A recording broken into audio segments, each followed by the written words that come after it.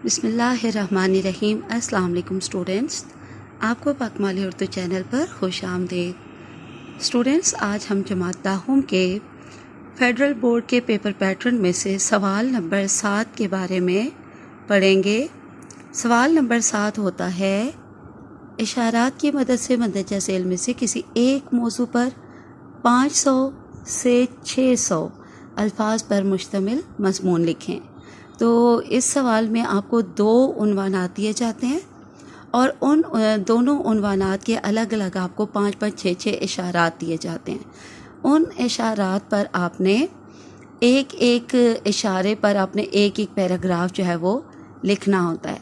तो सबसे पहला पैराग्राफ जो होता है वो इब्तदाई यानी तारफ़ी पैराग्राफ लिखना होता है आपने।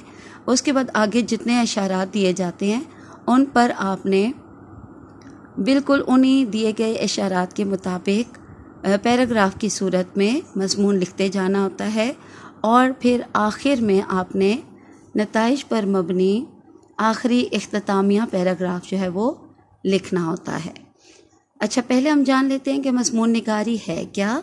तो जमात दाहुम में ये एक बहुत ही अहम सवाल है और पूरे 10 नंबर का ये सवाल होता है। तो इसलिए इसके लिए आपको जो है ये कुछ उसूल व ज़वाबित के बारे में मालूम होना बे इंतहा ज़रूरी है। तो ये अच्छी तरह से यहाँ से पढ़ भी लीजिए, बल्कि मैं थोड़ा थोड़ा आपको बता भी देती हूँ।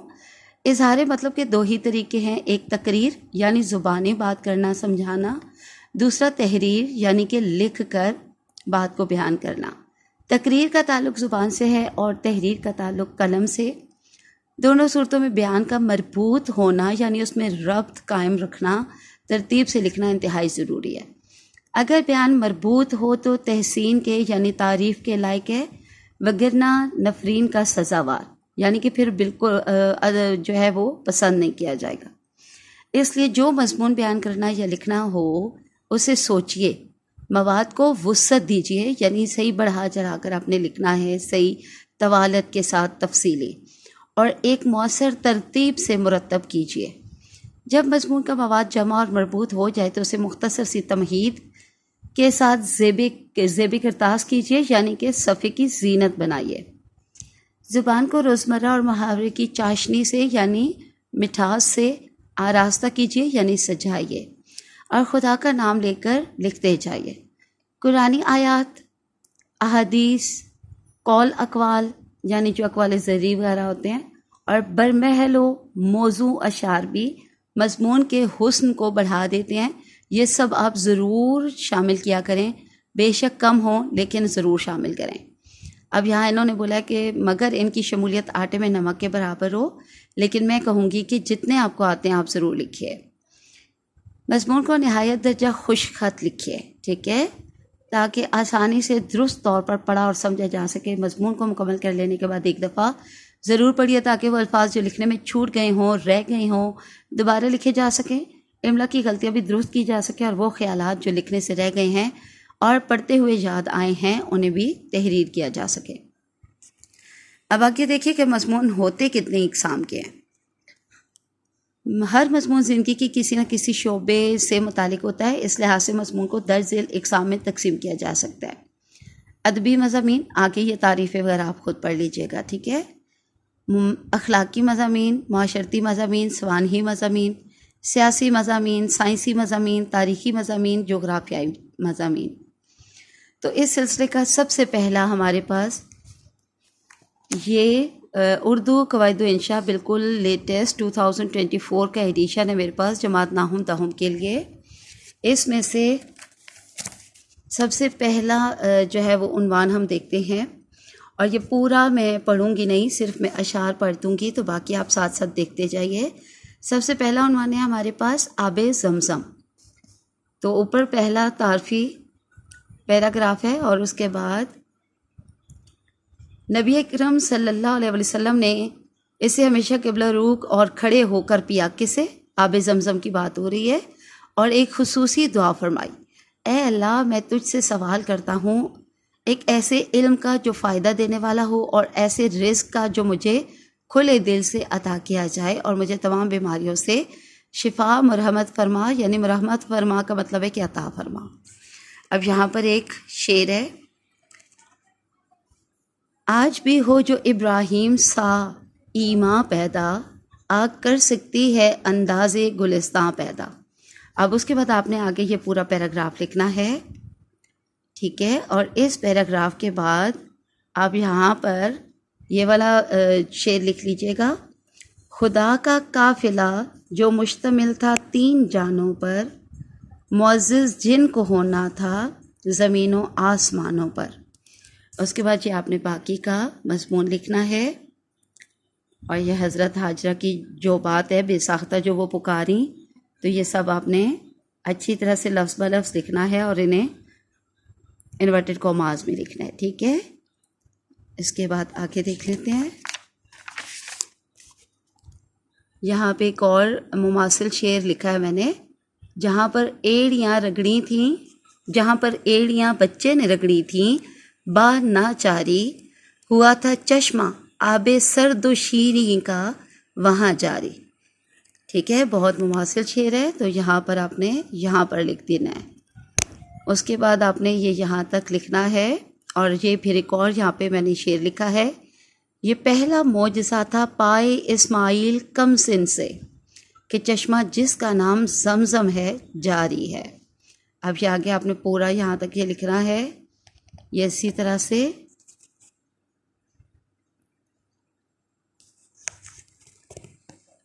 यहाँ पे एक और मुमासिल शेर लिखा है, ये उम्मुल मुस्लिमी है और शहज़ादी है सहरा की, कि इसके नाज़नी कदमों से आबादी है सहरा की। अच्छी तरह से ये देख लीजिए।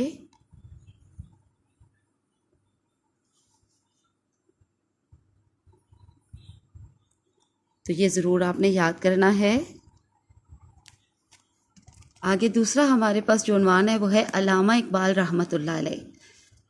अगर अल्लामा इकबाल रहमतुल्लाह अलैह बस इतना सा उन्वान हो उस पर भी आप ये लिखेंगे, अगर शायर मशरिक़ आ जाए उस पर भी ये लिखेंगे, लेकिन कोशिश करनी है कि इन जितने अभी यहाँ इसमें अशार हैं उससे 2-3 ज़्यादा हो जाएं।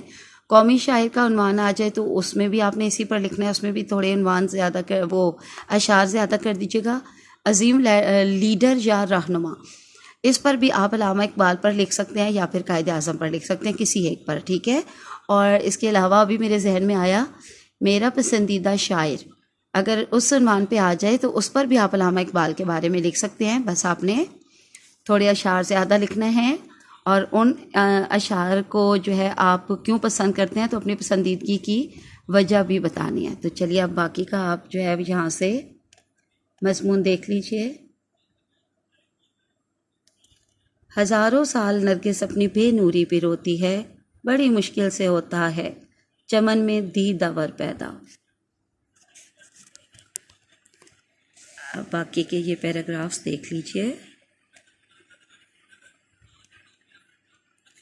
कुछ स्कूल्स में सिर्फ यही ग्रामर पढ़ाई जाती है और ये फेडरल बोर्ड की तरफ से भी यही लगवाई जाती है, तो आपने यहाँ से ये ज़रूर याद कर लेने हैं, ठीक है। आगे ये एक और शेर है, ग़ुलामी में काम आती हैं ना शमशीरें न तदबीरें, जो हो ज़ौक़े यकीन पैदा तो कट जाती हैं जंजीरें। ये अच्छी तरह से आप देख लीजिए।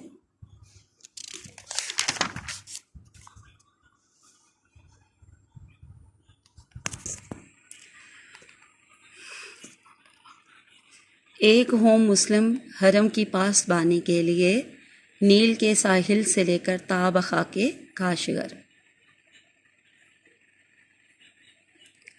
फ़र्द कायम रब्त मिल्लत से है तन्हा कुछ नहीं, मौज है दरिया में और बैरून दरिया कुछ नहीं। हर लहजा है मोमिन की नई शान नई यान, गुफ्तार में किरदार में अल्लाह की बुरहान, कहारियो गफ़ारियो कुद्दूसियो जबरूत, ये 4 अनासिर हों तो बनता है मुसलमान। काफिर है तो शमशीर पे करता है भरोसा, मोमिन है तो बेतैग भी लड़ता है सिपाही।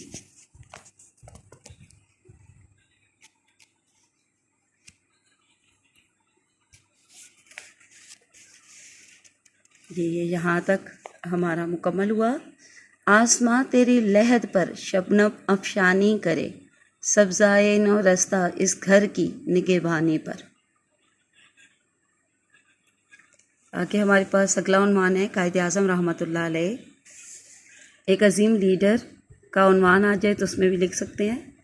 नक्श बेमानी में एक रंग हकीकत भर दिया, मर्द आहन तूने नामुमकिन को मुमकिन कर दिया। हज़ारों साल नरगिस अपनी बेनूरी पे रोती है, बड़ी मुश्किल से होता है चमन में दीदावर पैदा।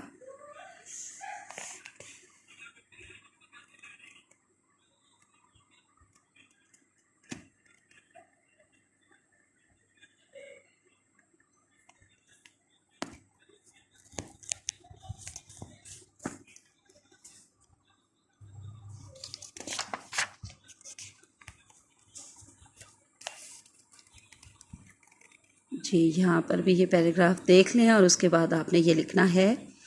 यकीन महकम अमल पे हम मोहब्बत फ़ातिह आलम, जहादे ज़िंदगानी में है ये मर्दों की शमशीरें।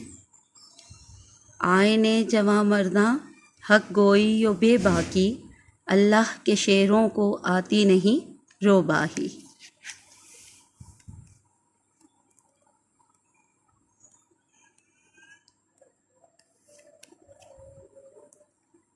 तेरी दानिश, तेरी हिकमत, तेरी हिम्मत, तेरा ईमान, निजाते अहले हिंदुस्तान, हजाते अहले पाकिस्तान।